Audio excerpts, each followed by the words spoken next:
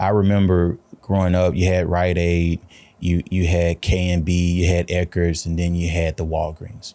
Well, they never, the K&B's and the Eckerd's and all of that, they didn't adapt.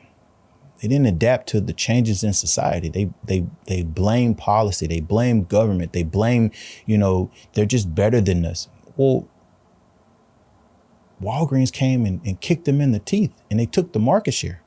So this isn't about an agenda or some group of people and the theys of the world and them of the world that are out to get you. No, to take it in a corporate standpoint so that we can stay out of the political back and forth and crap. The reality of it is to take market share requires that you have a better plan, to be very intentional, that you make the adjustments that people need to make.